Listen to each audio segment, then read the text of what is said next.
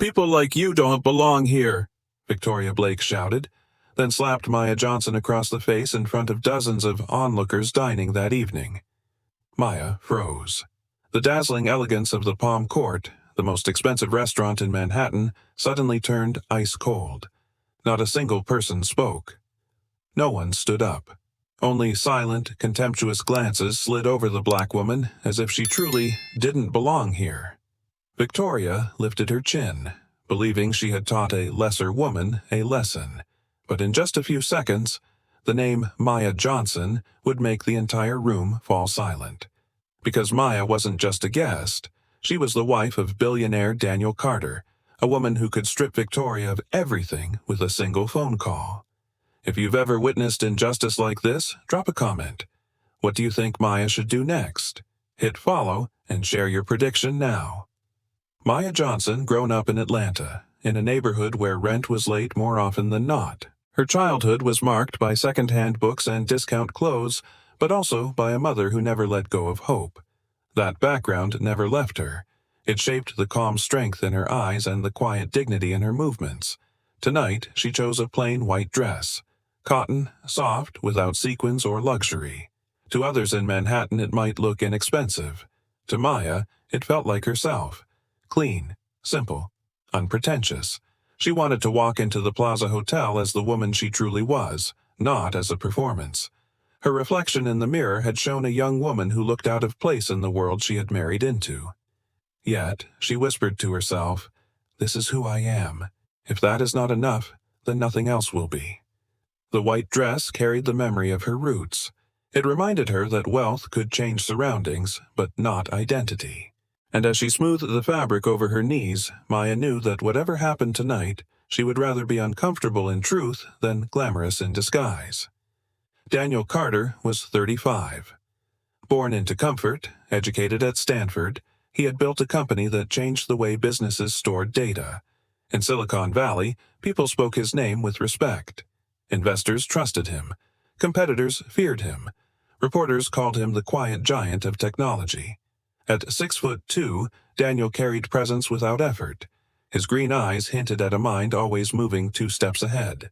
Boardrooms listened when he spoke. Deals worth hundreds of millions turned on his judgment. To the outside world, he embodied power, success, control. But when he looked at Maya, the world fell away. With her, he was not the billionaire CEO. He was simply a man who wanted to hold her hand and hear her laugh. The simplicity of her spirit had broken through his walls 3 years earlier, and nothing since had shaken that choice. Daniel adored the white dress she loved so much. Yet part of him feared the judgments of others. He had seen how New York society worked. Appearances mattered. Names mattered. Tonight, at the plaza, those rules would be written in sharp glances and whispered comments. He wanted to shield her. He wanted her safe in his world. As Daniel adjusted his dark suit, he glanced toward Maya. She was fastening the delicate silver chain he had given her for their 2nd anniversary. The white dress clung with quiet grace. "You sure about that one?" His tone was gentle, but she caught the hesitation. "You mean instead of the black Valentino?" she asked, her lips curving with a small smile. He hesitated, then nodded. "The plaza attracts a certain kind of guest. They will notice everything. Sometimes I just want them to see what I see." Her fingers stilled at her necklace. She heard what he meant. It was not criticism, but concern. Daniel had carried this fear before. That she would be judged, that wealth would blind people to her worth. "I want to be comfortable," Maya said softly. "This dress feels right. It feels like me." Daniel moved closer, smoothing her cheek with his thumb. "I love that about you. I love that you never change for anyone. Just promise me you won't let them make you feel less." Her eyes shone as she nodded. "I promise." Neither of them knew how deeply those words would be tested once the night began. The car rolled along Fifth Avenue, its headlights sweeping across designer shops and gilded hotels. Manhattan at night shimmered with wealth. Glass towers sparkled like monuments to money. Luxury brands glowed from polished windows. Inside the car, Maya's fingers tightened on her clutch. Each block they passed reminded her of how far she stood from her beginnings in Atlanta. She could still picture the cracked sidewalks outside her childhood apartment, the grocery line where her mother stretched food stamps. Now she was here, dressed in white, sliding toward the golden doors of the Plaza Hotel. Daniel reached across the console, taking her hand. "Breathe. You belong wherever I am." His words calmed her, yet a knot remained in her stomach. As the car slowed, valets in pressed uniforms hurried to the curb. Cameras flashed from tourists who treated the entrance as a stage. For them, the plaza was a symbol of privilege. Maya stepped out into the cool night. Her white dress caught the glow of the chandelier spilling through the lobby windows. She lifted her chin. Inside, a world of crystal chandeliers and velvet chairs waited. She would face it as herself, though every step reminded her she was entering their world, not hers. The lobby of the plaza opened into Palm Court, glowing with golden light. The ceilings arched high above, painted with intricate designs. Waiters in tailored jackets moved silently between tables dressed in linen and crystal. The sound of a piano rippled through the air. "Good evening, Mrs. Carter," the maitre d' greeted warmly.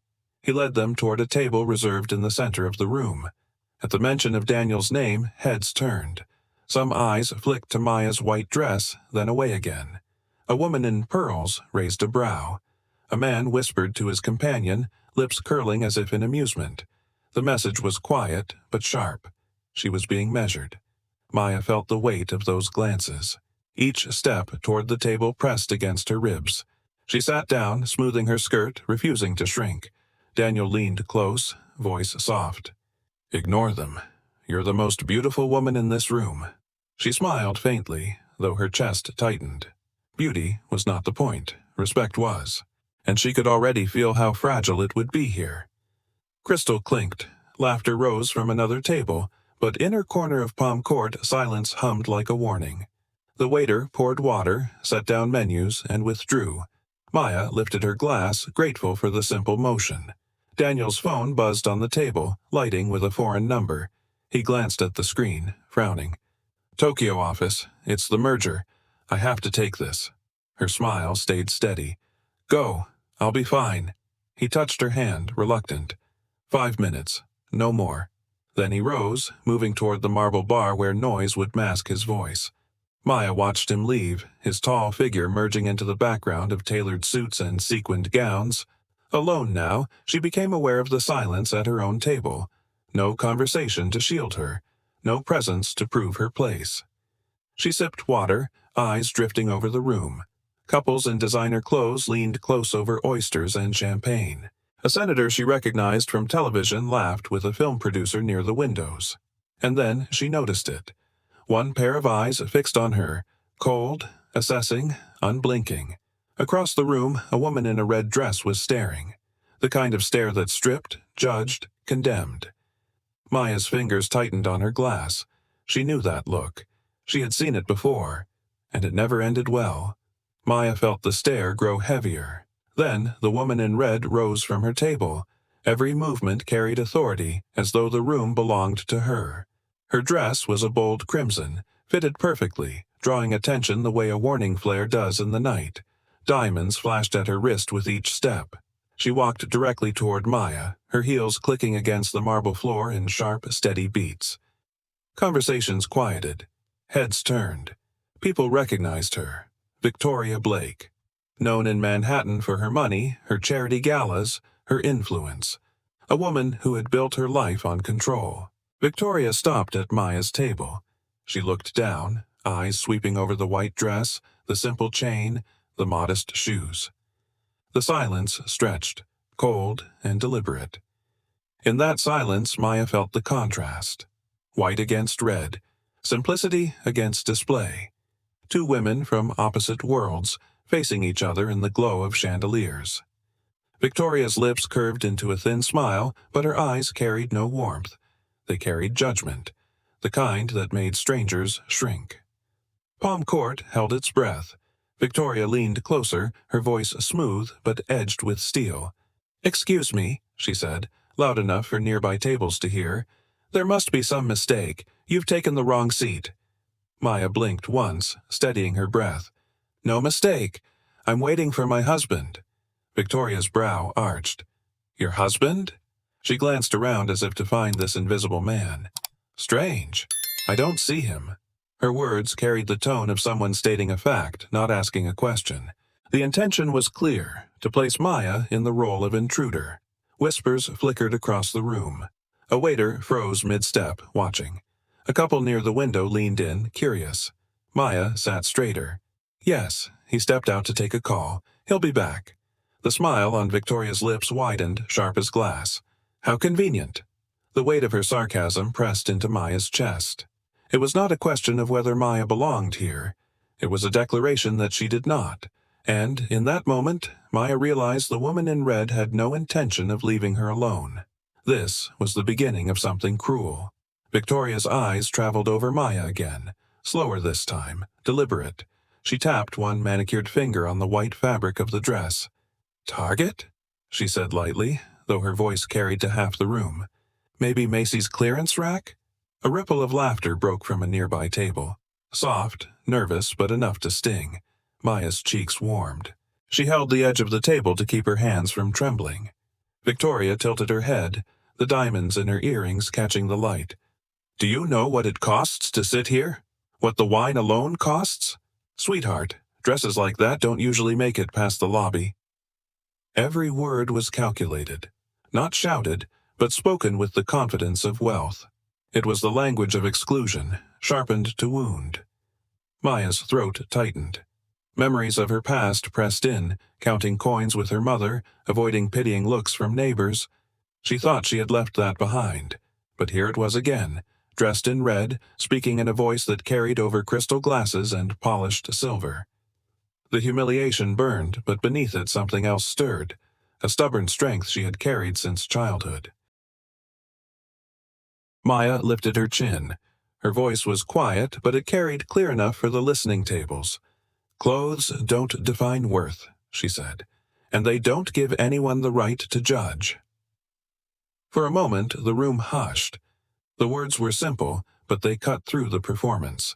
Maya's hands still trembled under the table, but her gaze did not waver. Victoria's smile faltered, just briefly, then returned tighter. How noble, she said, her tone dipped in mockery. Maya's chest rose and fell. She had not come to fight, yet here she was, defending her dignity in front of strangers. The courage felt small, but it was hers. A man at a nearby table whispered, "Good for her." His companion shushed him, but the sound reached Maya's ears. It steadied her. Victoria's eyes narrowed. She had not expected resistance, especially not from someone she had already written off as inferior. And though Maya's heart pounded, she refused to shrink back. The seed of defiance had been planted. The room held tension like a wire pulled tight. Victoria straightened, her red dress blazing under the chandeliers. Her voice rose, slicing through the quiet. People like you don't belong in the plaza. The words landed heavy. Not whispered this time, but pronounced. Sharp, final. They carried history, centuries of exclusion wrapped in one sentence. Gasps echoed softly from nearby tables. Some eyes dropped in discomfort. Others stayed fixed, waiting. Maya felt the blow as surely as the earlier insults. The phrase was not about a dress, not about money. It was about skin, about class, about doors meant to stay shut. She had lived with those words in 100 forms. Now they were spoken here, in the heart of Manhattan's wealth. Her pulse thudded. Every instinct told her to leave, to escape before more eyes cut into her. But another instinct, deeper, told her to stay. She held Victoria's stare. Her voice came low, steady, though her palms were damp. I have as much right to be here as anyone. The declaration hung in the air, and in that instant, Maya understood that this would not end quietly. The sting of Victoria's words pressed into Maya's chest. People like you don't belong in the plaza. She almost faltered, almost let the heat in her throat push her into silence. Then, in the middle of the noise inside her mind, Daniel's voice returned. Gentle, certain, unshakable. You belong wherever I belong. She heard it as if he were beside her now. It had been his promise since the night they married. Every time doubt crept close, he gave her those words to hold. Maya inhaled slowly. She smoothed the fabric of her white dress, a small act to steady her hands. Her heart beat hard, but her back straightened. "I am not lost," she said clearly. "I'm waiting for my husband." The room shifted. A few people looked down, uncomfortable with Victoria's cruelty, but others still watched her like a spectacle. Maya's words were simple, but they echoed with quiet defiance. For the first time since Victoria approached, Maya felt her strength return. Victoria's lips curled. The smile was thin, brittle, but her voice carried. "Enough of this nonsense. Manager!" Her hand lifted, sharp as a command. Within seconds, a man in a black suit hurried forward. His polished shoes clicked against the marble, his expression caught between duty and dread. "This woman is disturbing the peace," Victoria announced. "She's in the wrong place. I want her removed." Maya's breath caught. Removed. As if she were a stain to be scrubbed out. The manager shifted uneasily, his eyes moving from Victoria's blazing red dress to Maya's white one. He opened his mouth, then closed it again. His hesitation was its own verdict. "I was seated properly," Maya said firmly. "My husband reserved this table." The manager's eyes darted between them again. He knew Victoria. Everyone did. Her family's name opened doors in Manhattan. Maya, in her simple dress, carried no such shield. The silence stretched, and for the first time Maya wondered if anyone in the room would speak for her. The silence broke with an unexpected voice. "She's been perfectly polite," a man said from across the room. All heads turned. An older gentleman, silver hair combed neatly back, rose slowly from his chair near the windows. His posture was straight, his gaze steady. His wife touched his sleeve, but he stepped forward anyway. "I've been watching," he continued, his voice carrying with calm authority. "This young lady has done nothing wrong. She sat quietly, waiting. You, madam." His eyes settled on Victoria. "You approached her table uninvited." A hush rippled through Palm Court. For the first time, someone had named what everyone had seen. Victoria's jaw tightened. "Excuse me," she snapped, but Mr. Thompson did not retreat. "I know what I witnessed, and I will not stay silent while someone is humiliated for no reason." Maya's throat tightened. Gratitude rushed through her, unexpected and strong. A stranger had given her back a piece of dignity, and the room, once frozen in complicity, now carried the first hint of a shift. The calm defiance in Mr. Thompson's voice made Victoria's cheeks flush red. The tight smile vanished. Her eyes blazed and her voice cracked through the room. "Do you know who I am?" she shouted. The words rang against the crystal walls, full of fury and entitlement. But before Maya could answer, Victoria's hand swept through the air. The crack of palm against cheek was sharp, brutal, final. It cut through the hum of the dining room. Maya's head jerked to the side, the sting spreading across her skin like fire. Gasps rippled through the tables. A glass dropped somewhere, shattering on the floor. But no one moved. No one intervened. Maya pressed her hand to her cheek, her breath caught in her throat. She had been hit before in life, but never like this, never under chandeliers, never before an audience of strangers who held their breath as if this violence were theater. And in that instant, the room changed. The jazz from the grand piano faltered, then stopped. The melody dissolved into air as the pianist's fingers froze above the keys. Every conversation ended. Forks hung in midair. Champagne glasses hovered, untouched. A silence heavy as stone fell over Palm Court. All eyes locked on Maya. Some wide with shock, others narrowed with judgment, still others lit with morbid fascination. Maya's cheek burned hot under her fingertips. Her lip trembled, but no sound escaped. She felt both exposed and invisible, like the slap had stripped her of protection in front of everyone. No one whispered now. No one dared. The silence magnified her humiliation, pressing against her like walls closing in. Even the chandeliers seemed to dim, their golden light too bright on her wounded face. It felt as though the world itself had stilled, pausing to watch her pain. And across from her, in that terrible quiet, Victoria stood tall, breathing hard, feeding on the moment.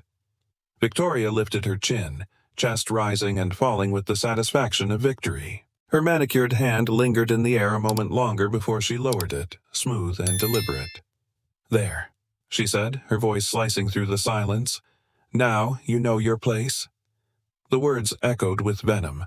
For her, the slap was not only punishment, it was proof of power, proof that she could strike and still command the room. Maya stared back, her cheeks still throbbing. Tears pricked at the corners of her eyes, but she refused to let them fall. Victoria mistook her silence for surrender. A smirk played at her lips, the smile of someone convinced she had won. Around them, the diners shifted in discomfort. Some avoided Maya's eyes, ashamed of their own silence. Others studied Victoria with a mix of awe and unease. But Victoria didn't care. In her mind, the battle was over. She had drawn the line. She had crushed resistance, or so she thought. Maya's face burned. The sting was sharp, but sharper still was the weight of so many eyes watching her humiliation. She wanted to cry, wanted to scream, wanted to vanish into the polished marble floor, but she didn't. Instead, she drew a deep breath and forced her shoulders straight. Her hand lowered slowly from her cheek. Her eyes, though wet, remained clear. Her silence was not weakness, it was survival. It was strength built from years of standing tall when the world tried to push her down. Victoria expected her to collapse, to weep, to flee. But Maya stayed. She sat with dignity, her white dress glowing against the red fire across from her. Tears pooled, but she swallowed them, turning pain into steel inside her chest. She would not give Victoria the satisfaction. The room waited for her to break. She did not. Victoria exhaled sharply, as if brushing dust from her hand. Then her voice rose again, smooth but poisonous. "You all saw it," she declared. "She was aggressive. She threatened me. I defended myself." Gasps rose again, softer this time, coated with disbelief. But some heads nodded uncertainly, caught in the pull of her authority. Maya's stomach turned. The lie was brazen. She had done nothing, only sat, only answered calmly. And now, the story was being rewritten in real time. "She lunged," Victoria added, pressing her palm to her chest. "I had no choice. Surely you understand." The words poisoned the silence, planting doubt. Wealth had a way of shaping truth. People wanted to believe power. Maya's hands clenched beneath the table. Fury trembled in her chest, but she forced her voice steady. "That's not true. I was sitting here, you came to me, and you struck me." Her words cut through, but the damage was already done. The room was now a jury, and she had no control over which side they would believe. The room stirred. Whispering rose like a restless tide. "She must have provoked her," someone muttered near the bar. "I saw her standing up," another added, though the claim was false. Others remained silent, eyes shifting between the woman in red and the woman in white. Wealth and reputation carried weight. Victoria Blake was known in these circles. Maya Johnson was not. The silence of the crowd became its own judgment. Some leaned toward Victoria's version, clinging to the safety of siding with power. Others frowned, unsure, caught between what they saw and what they feared to admit. Maya sat in the center of it all, a defendant without defense. The social jury had been called. Their verdict was still unwritten, but the danger of their doubt pressed like a hand against her chest. Maya steadied her breath. Her cheek burned, but her voice cut clear. "You walked to my table," she said. "You came to me, and you struck me." The words were plain, stripped of drama, heavy with truth. They landed in the silence like stones breaking still water. For a moment, the whispers stopped. The diners turned, watching her speak with steady eyes. Her voice shook slightly, but it did not break. Victoria laughed sharply, brittle and dismissive. Listen to her, playing victim. She attacked me first. I had to defend myself. But Maya leaned forward. "I did nothing to you. Everyone here saw it. You humiliated me, and then you hit me." Her words did not carry anger. They carried certainty. A line drawn in the sand. The room trembled on the edge. Then it began to turn. An older woman whispered. She never raised her voice. A young man at another table nodded. "I saw it too. That slap was unprovoked. Faces started to soften. A few glanced at Maya with something like sympathy. A waiter near the wall shifted uncomfortably, as if guilty for staying silent. Victoria's authority no longer rang unquestioned. Doubt cracked through the shell of her story. Maya sat tall, though her hands still trembled in her lap. She felt the tide changing. Slow, fragile, but real. For the first time she was not completely alone. The balance in the room had begun to move. Victoria sensed the shift, too. Her voice rose, desperate but arrogant. "Enough," she shouted. "People like you don't belong on the Upper East Side."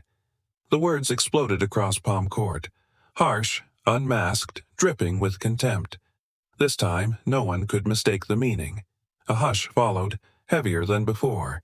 Eyes widened. Some gasped.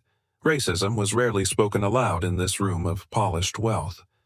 Victoria had ripped away the veil. Maya's chest tightened. The insult was not just about her dress, her seat, her silence. It was about her skin, about who she was. The cruelty was naked now, and it left the room unsettled. A low voice cut through the silence. Firm, controlled, deadly. "Did you just put your hands on my wife?" Every head turned. Daniel Carter stood at the edge of the table, tall in his dark suit, eyes burning with cold fury. His presence filled the room instantly, his anger restrained but unmistakable. Victoria froze. Her lips parted, but no sound came. For a heartbeat, she looked like prey caught in sudden light. Maya exhaled shakily. Relief washed through her, mixed with fear of what would follow. Daniel stepped closer, his gaze locked on Victoria. His hand rested gently on Maya's shoulder, protective, steady, but his voice remained like steel. "My wife," he repeated, louder this time. The room gasped. Whispers flared. Recognition spread. The name Daniel Carter carried weight even here, even among Manhattan's elite.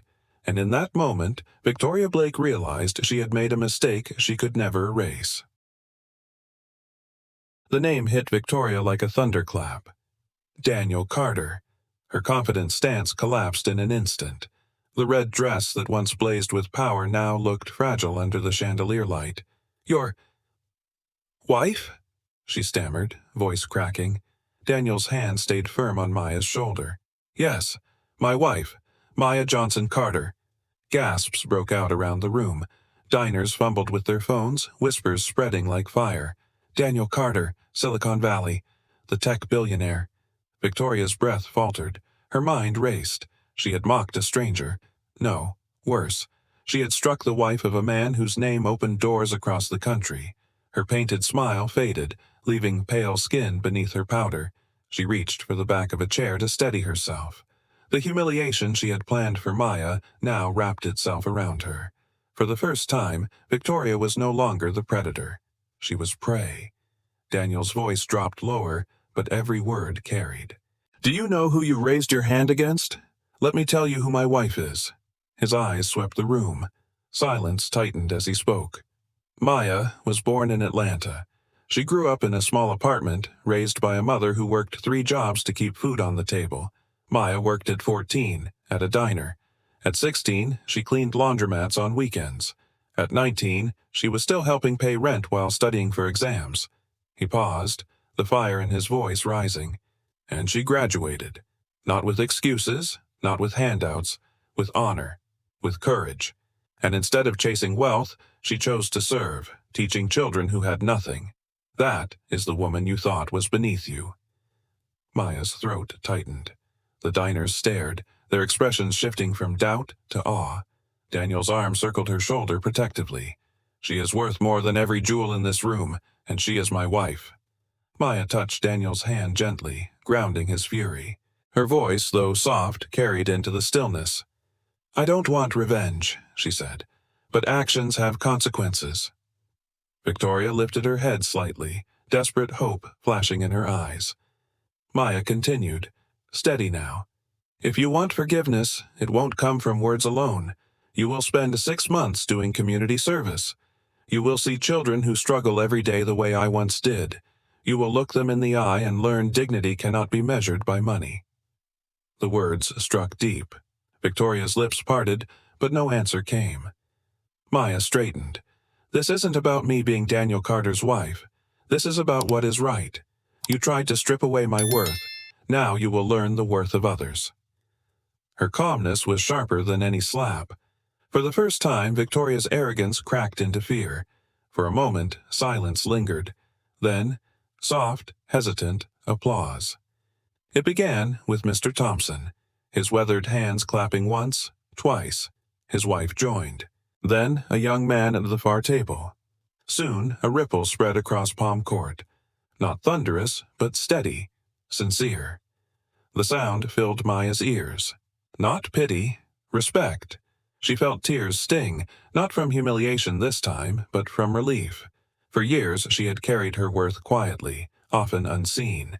Tonight, strangers acknowledged it openly. Daniel squeezed her hand. Pride gleamed in his eyes. Victoria sat stiff, her face pale, her hand gripping the chair.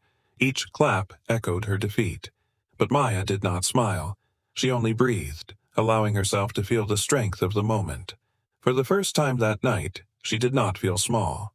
The applause faded, and then laughter, low, bitter. Victoria straightened in her red dress, her voice sharp again. So, this is the performance. The saintly teacher, the poor girl from Atlanta who just happens to marry a billionaire. Her lips curled. Do you really believe this? She's not noble. She's calculated, a gold digger, playing her part perfectly. Gasps rippled again. Diners turned, stunned by the venom that still dripped from her tongue. Victoria's eyes gleamed, regaining fragments of the power she had lost. You staged this, didn't you? The dress, the story, the speech, all to make yourself look pure while clinging to his fortune. Her laugh rang across the room, sharp and cruel. You fooled him, but you won't fool me.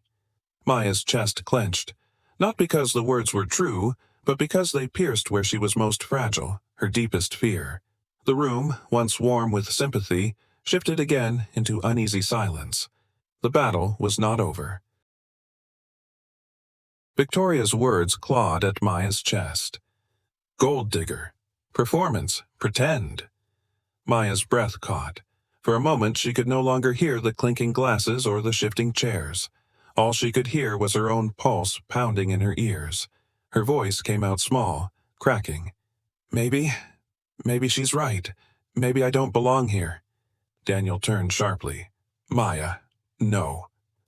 But the thought was already unraveling inside her. She saw the stares, the whispers, the way half the room still doubted. It wasn't just Victoria's cruelty. It was the way those eyes measured her, judged her.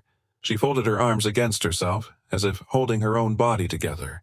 Everywhere I go, I'm the outsider. No dress, no table, no ring will change that. The silence thickened. The woman in the white dress, who had stood so tall, now bent under the weight of doubt. Victoria's smile returned, sharp and satisfied.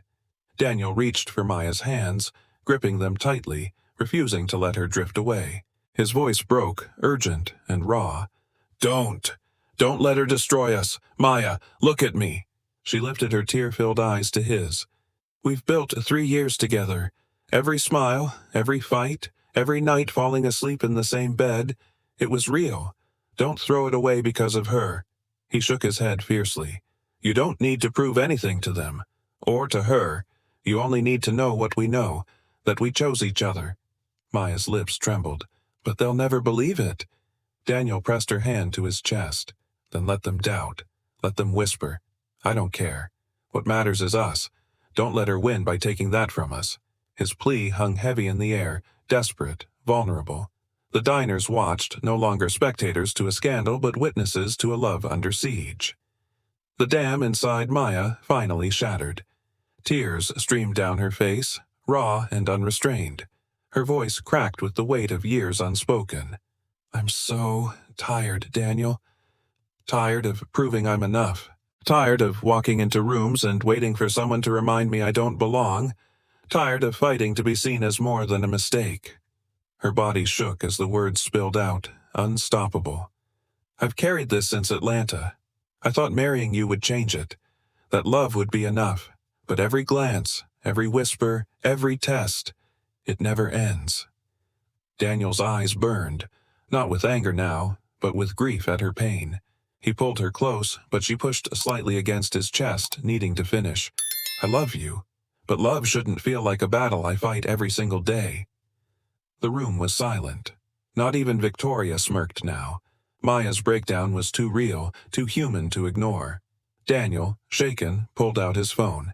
Then we'll show them. I'll call my mother, she'll... He dialed quickly, pressing the phone to his ear. The room strained to listen. Mother, he said tightly, Maya is being humiliated. Tell them she belongs with me. There was a pause. Then a woman's voice, clear even through the small speaker. Cold. Steady. Daniel, his mother said, I warned you.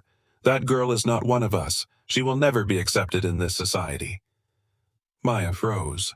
Every word cut deeper than Victoria's slap. Daniel's face went pale. Mother, you've shamed our family, she continued. People like her will never stand among the Carters, not in Manhattan, not anywhere. The line went silent. Maya's chest caved in. Her knees weakened. If Daniel's own family rejected her, what hope was left? Her heart cracked under the double weight of prejudice, from a stranger and from blood. The silence was unbearable. Then, steady footsteps. Mr. Thompson rose once more, his presence commanding in its calm dignity. May I speak? He said, his voice carrying. All eyes turned. Even Daniel and Maya stilled. I have been married 53 years, he began, his gaze warm but firm. In that time I learned something important. Marriage is not about belonging to someone else's world. It is about building a world together, one that belongs to both of you. His words flowed slowly, with weight. That woman, he nodded at Victoria, attacked you because she envies what you already have. Authenticity. A love that money can't buy. Maya's tears slowed. Daniel squeezed her hand. Mr. Thompson looked at them both. Don't measure your love by their approval. Build your life by your own truth. That is how love survives. For the first time, Maya felt the room soften. His words wrapped around her like a shield. The world might not accept her, but perhaps love could. Mr. Thompson's words echoed in Maya's mind. Marriage is not about belonging to someone else's world. It is about building a world together. Her breath steadied. The noise of doubt, the sting of her mother-in-law's rejection, even the venom of Victoria's words, they began to fade. She looked at Daniel. His eyes, raw with fear and love, waited for her answer. For a long moment, she saw not the billionaire, not the man society judged, but the one who had chosen her in a small Atlanta cafe. The real battle was not against Victoria, or the Carters, or the room of wealthy strangers. It was inside her heart, to stop letting others define her worth, to claim her love without apology. A warmth spread through her chest. For the first time that night, she felt clarity. This was not about proving she belonged. It was about refusing to let anyone tear apart the one thing that did.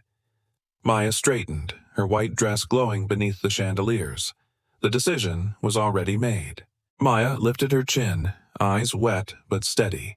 Her voice rang across Palm Court, clear as a bell. I choose us. The words silenced every whisper. They were not loud, but they were final. She turned fully toward Daniel.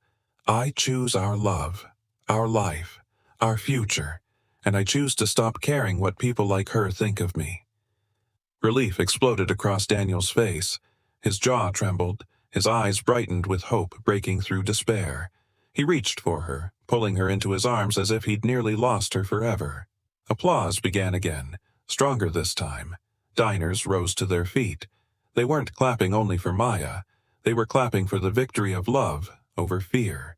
Victoria's face twisted, rage burning as her grip on the room slipped completely. Her red dress, once a symbol of power, now looked like a costume of defeat. Maya leaned into Daniel's embrace, whispering, "Together."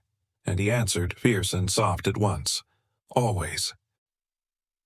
The applause had barely faded when two men in dark suits entered. Security. Calm, firm, unshakable. "Mrs. Blake," one said, "you'll need to come with us." Victoria gasped, her defiance crumbling. "This is a mistake. Do you know who I am?" But no one moved to defend her now. The diners watched silently as her protests echoed, hollow. She was escorted toward the exit, her red dress trailing behind like the last flame of a fire gone out. Daniel turned to the manager. "And as for your establishment, Nexus will be withdrawing its $200 million contract with Blake Properties." Gasps rippled again, this time for a different reason. The weight of power had shifted. Daniel's voice carried no anger, only certainty. Actions have consequences. He glanced at Maya. His hand brushed the fading mark on her cheek, tender against her pain. The justice was not revenge. It was the simple truth made visible for all. Outside the plaza, flashing lights exploded. Paparazzi had gathered, their cameras hungry for scandal. "Mr. Carter," one shouted, "is it true? Did your wife marry you for money?" Daniel's arm stayed around Maya, firm and protective. He stopped, facing the sea of microphones. "She didn't marry me for money," he said calmly. "She married me despite the money." The words landed like thunder. The crowd gasped, then cheered. Even the photographers lowered their cameras for a moment, stunned by the raw truth. Daniel pulled Maya close, his voice softer now. "She loved me before she knew my name. That's the only truth that matters." Maya's eyes filled again, but this time with gratitude. For once, the world outside the ballroom was not an enemy. The crowd, usually ruthless, erupted in applause. It was vindication. Not in silence, but in public, undeniable light. Maya Johnson, in her simple white dress, proved that dignity cannot be bought or measured. She showed that real love survives wealth, prejudice, and every attempt to erase it. Her journey was not just her own. It was the journey of every woman who has been looked down upon, underestimated, or told she did not belong. That night at the plaza was not about money or status. It was about the right to be seen, the right to live and love without apology. Maya chose love. She chose Daniel. She chose herself. And by making that choice, she found freedom. Her story reminds us that strength does not always roar. Sometimes it is quiet. Sometimes it is the courage to stand tall when the world tells you to shrink. And so, Maya Johnson's voice speaks for countless women who have faced the same struggle. Dignity cannot be given or taken away. It is lived day by day, choice by choice. If this story touched your heart, share it with a woman you love. Let her know her worth is beyond measure. And remember to subscribe so you can walk with us through more stories of love, justice, and human dignity.